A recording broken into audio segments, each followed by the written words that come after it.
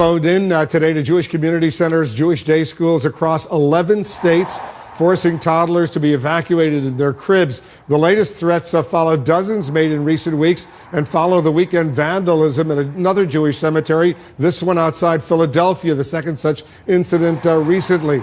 The White House is calling the actions cowardly and hateful. We're back with Democratic Congresswoman Kathleen of New York, a member of the House Homeland Security Committee. Congressman, your district, it's out on Long Island, I know, has seen threats to Jewish community centers there. You're on the Homeland Security Committee. I assume you've been briefed. Has anyone been arrested? Do you know who's behind these threats? There is no evidence yet as to who is behind this. It may be one individual. They are going down that path to see if that is possible. But this is just so disturbing. Wolf, I represent one of the largest Jewish communities in this country. And one of these threats came into to my district. So a couple of things have to happen. We have to support law enforcement and their attempt to do a robust investigation to try to find out who or what group or individuals are behind this.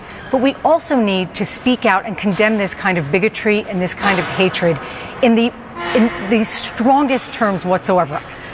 These threats seem to be coming in waves. There was at least another 11, maybe 15 today, including a Jewish day school outside of Washington, D.C., one in suburban Maryland, one in northern Virginia. Does it appear to be some coordinated assault? And I just want to reiterate, as far as I know, no one has yet been arrested in any of these threats, and there have been dozens and dozens over these past few weeks. No, there are no arrests yet, but there's no question that law enforcement all across the country is working on this. It's priority number one. There's no question about that. But look, what we need to do is people in positions like mine, we need to come out and strongly condemn this kind of bigotry and this kind of hatred.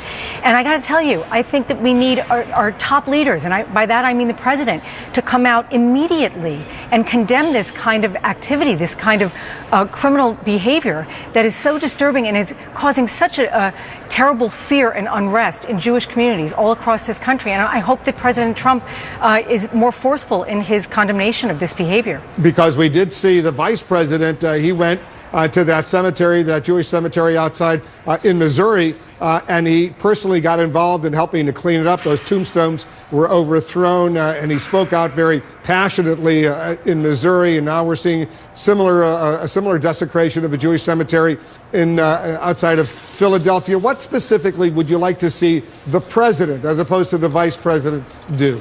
I'd like to see him, maybe he could have done what the vice president did. I mean, that's the kind of leadership that we need, Wolf, when we see this kind of bigotry and this hatred being played out in communities all across this country and instilling such a level of fear in people's lives that it's just unnecessary. So it would be nice if he were to go out and actually show, not just through his words, but through his actions like the vice president did, how strongly he feels about this kind of intimidation and bigotry and back it up with some actions.